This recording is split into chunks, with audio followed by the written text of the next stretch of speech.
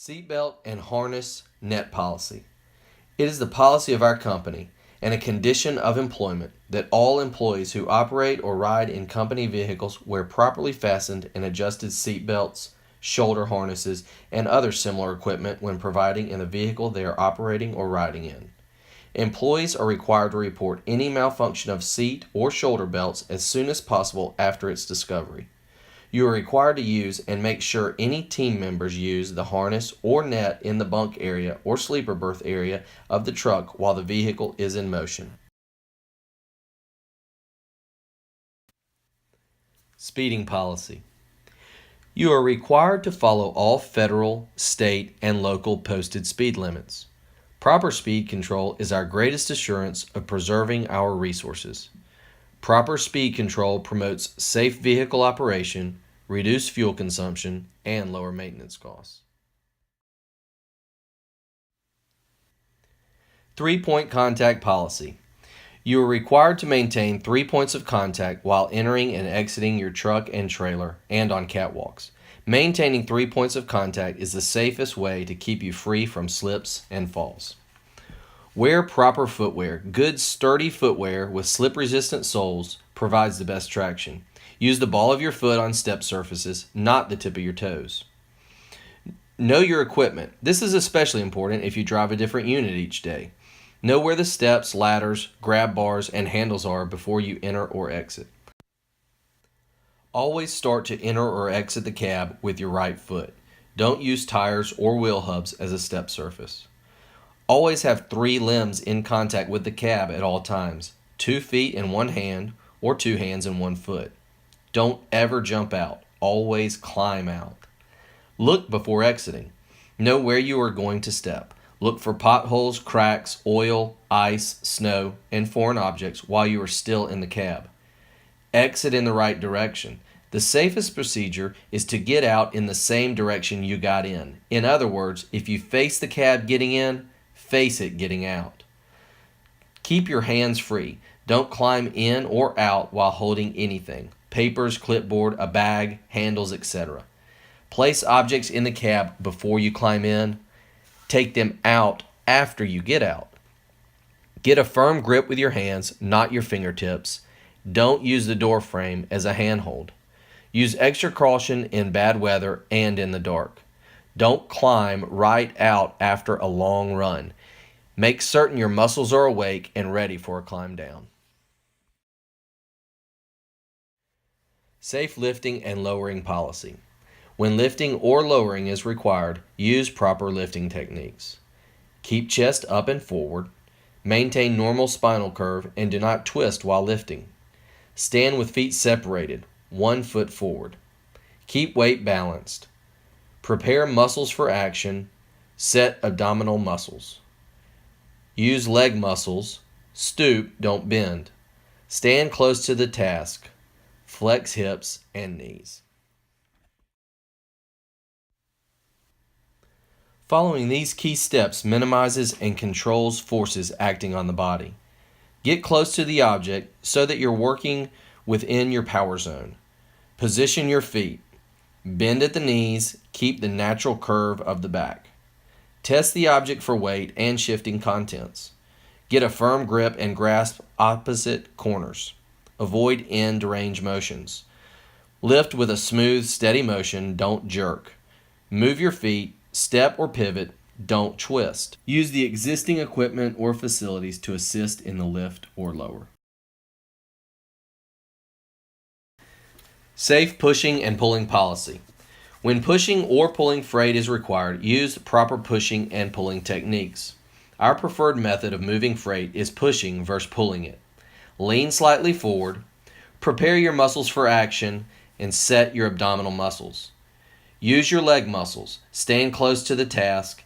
And always use the existing equipment or facilities to assist in the push or pull, such as hand truck, pallet jack, forklift, and lift gate. Follow these key steps while working with a hand truck. Maximize the use of your leg strength. Again, the preferred method is a push versus a pull. Secure footing and surface contact. Be careful on inclined surfaces. Push and or pull with a smooth, steady motion. Know your limits. Your torso.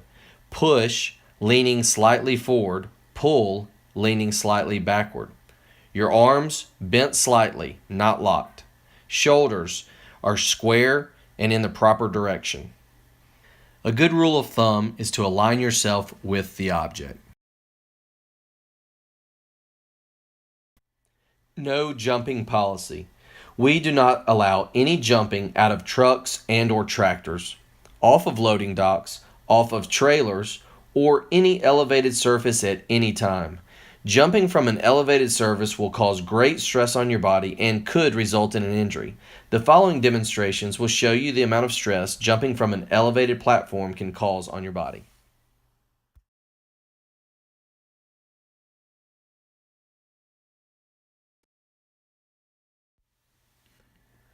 Bad choice. Jumping from the cab produces the highest impact force, overstressing the ankles, knees, hips, and back. In this example, the force impact is 1,488 pounds.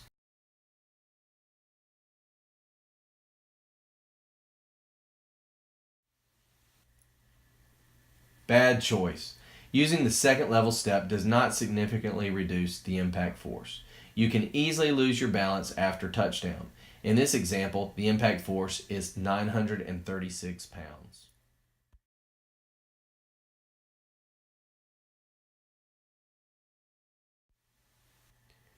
Jumping from the first level step is still a bad choice. An impact force of 316 pounds may not be very high, but you could still lose your balance and fall or trip. Besides, you don't save much time by jumping.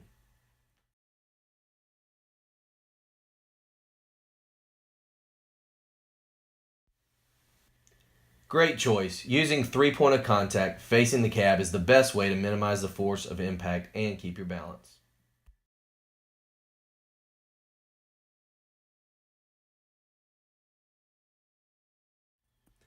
Bad choice. Riding the door down does not reduce the impact force. In contrast, extra stresses are imposed on your shoulders and elbows. In this example, the impact force is 1,200 pounds.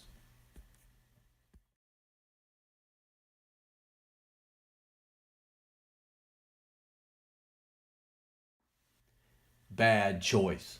A hand on the trailer does not greatly reduce the impact force. Your supporting arm and hand may get overloaded and injured too. In this example, your impact force is 1,360 pounds.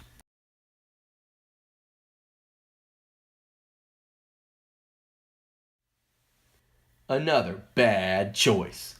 Jumping straight from the trailer causes the largest impact force. Also, you may lose your balance, particularly on a slippery or icy surface. Here, the impact force is 1,488 pounds.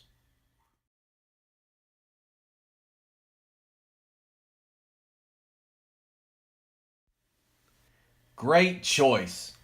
Exiting with 3 points of contact produces the smallest impact force. Notice that there is no extra hand to bring anything with you. This impact force is 302 pounds.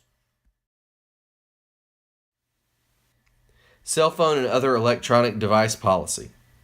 Our company prohibits the use of cell phones and other electronic devices for any person operating a vehicle owned by or operating under our DOT authority. Federal law restricts the CMV driver from reaching for or holding a mobile phone to conduct a voice communication, as well as dialing by pressing more than a single button. In short, the rule prohibits unsafely reaching for a device, holding a mobile phone, or pressing multiple buttons. CMV drivers are prohibited from texting while driving. So, what qualifies as texting? Texting means manually entering alphanumeric text into or reading text from an electronic device. This includes, but is not limited to, short message service, emailing, instant messaging, a command or request to access a web page, or pressing more than a single button to initiate or terminate a voice communication using a mobile phone, or engaging in any other form of electronic text retrieval or entry for present or future communication. So what happens if a driver is caught using a handheld phone or texting while driving? The rule imposes sanctions for driver offenses, including civil penalties up to $2,750 and driver disqualification for multiple offenses. Motor carriers are also prohibited from requiring or allowing their drivers to text or use handheld mobile phones while driving and may be subject to civil penalties up to $11,000. Violations will impact CSA results. Texting and calling on a handheld phone carry the maximum violation severity weighting in CSA. Fifth wheel pin puller policy. Fifth wheel pin pullers are provided to you by the company, and you are required to use them anytime you pull the fifth wheel pin. After viewing the safety policy video, all drivers are required to read and sign the company safety policy and procedures acknowledgement form.